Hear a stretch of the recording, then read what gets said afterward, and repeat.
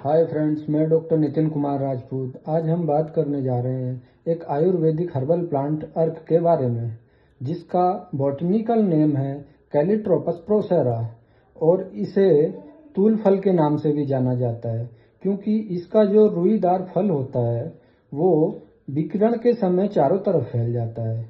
और इसका एक दूसरा नाम है क्षीरपर्णी, यानी कि जो इसके पत्तों से दूध निकलता है तो इसलिए इसे क्षीरपर्णी बोलते हैं। और एक इसे जाना जाता है विकिरण के नाम से। विकिरण यानी कि इसके जो पुष्प से एक रोएदार कॉटन निकलती है वो चारों तरफ हवा में इधर उधर फैल जाती है। चलो अब हम बात करते हैं इसके बारे में। इसका जो वृक्ष होता है वो 3 से 4 फीट की ऊंचाई तक का होता है और यह सामान्यतः मरुस्थलीय रीजन में पाया जाता है। यह 2 प्रकार का होता है, श्वेत और रक्त। बात करें हम अर्क के गुण के बारे में, यह उष्ण वीर्य और कटु विपाक में होता है। यह मुख्यतः बहुत सी बीमारियों में यूज आता है, जिनमें मुख्यतः यह पाचन तंत्र के लिए यूज किया जाता है। इसके जो यूज होने वाले पार्ट हैं वो मुख्यतः इसका फल और पुष्प, क्षीर और इसकी मूल और पत्र।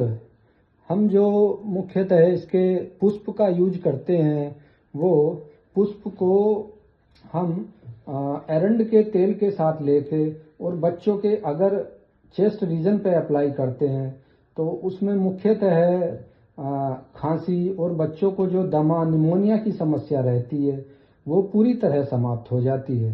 बात करें हम इसके फल के बारे में, फल से जो कॉटन निकलती है वो पुराने से पुराना कोई भी व्रण हो, शोथ हो, उस पे अगर हम इसकी कॉटन को अप्लाई करते हैं तो वह शोथ जल्द से जल्द ठीक हो जाता है। बात करें हम इसके पत्र के बारे में तो इसका पत्र मुख्यतः पाइल्स यानी कि बवासीर के रोगियों के लिए उपयोग किया जाता है। इसके पत्र को हम चूर्ण के रूप में 3 से 5 ग्राम ले सकते हैं। बात करें हम इसकी मूल के बारे में तो इसकी मूल श्वास रोगों में अगर लेते हैं तो श्वास रोगियों के लिए भस्म के रूप में प्रयोग कर सकते हैं। यह त्वचा से संबंधी कुष्ठ विकारों में भी यूज किया जा सकता है। अगर जीर्ण ज्वर या विषम ज्वर में इसकी मूल त्वक ले सकते हैं। मूल त्वक और इसके पत्र का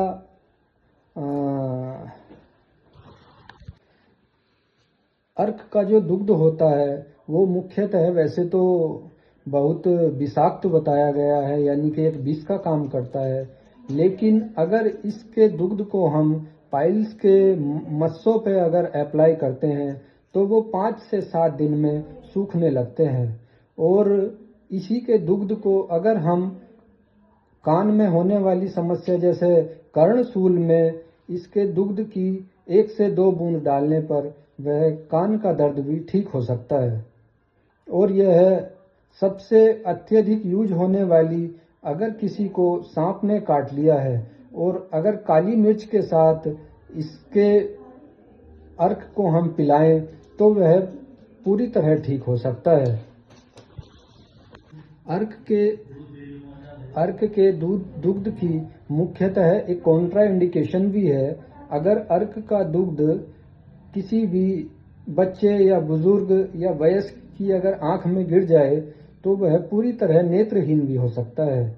इसीलिए पूरी सावधानी के साथ और किसी चिकित्सक की परामर्श के अनुसार ही इसका यूज करना है।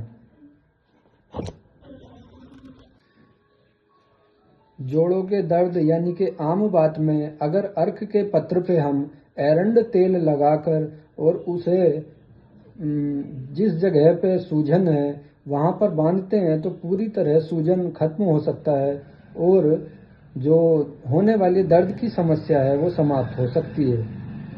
अगर आपको हमारी ये वीडियो पसंद आई हो तो please follow, like and share and subscribe my channel. Thank you.